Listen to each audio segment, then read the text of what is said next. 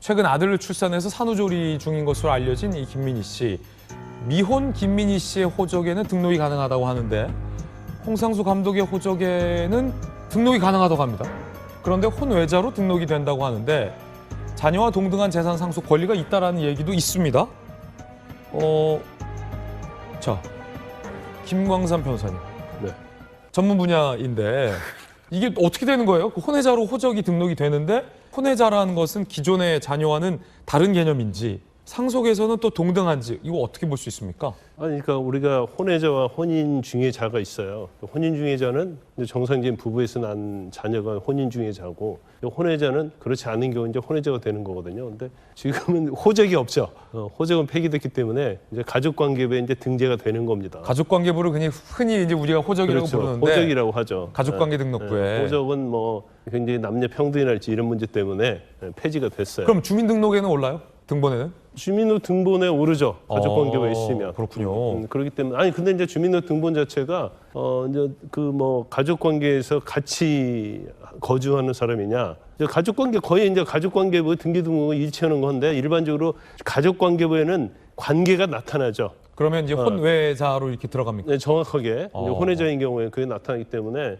뭐 제가 볼 때는 이제 친생자는 맞잖아요. 홍상수 감독의 친생자고, 네. 그다음에 김민희 배우의 친생자이기 때문에 이제 어느 쪽에 이걸 등록할 것인지는 이제 둘이 알아서 결정을 하겠죠. 김민희 씨 가족관계 등록부에 올릴지 홍상수 감독이 올릴지. 그렇죠. 그러면 김민희 씨는 지금 정상적인 혼인관계가 아니기 때문에 홍상수 감독의 가족관계 등록에는 등재되지 않은 겁니까? 그렇죠. 일단 뭐 우리나라는 중혼제도가 없잖아요. 그렇기 때문에 네. 뭐 전혀 지금 홍상수 감독의 법률적 가족에서는 완전 남이거든요. 그럼 변호사님, 간통죄는 폐지돼서 형사상 처벌은 안 되는데 지금 부인이 계시지 않습니까? 네. 이혼이 아니고 법률적으로 부부관계 아닙니까? 그런데 사실은 딴 여성이랑 살고 있는 상황이지 않습니까? 네. 그러면 그냥 이대로 그냥 계속 가도 되는 겁니까?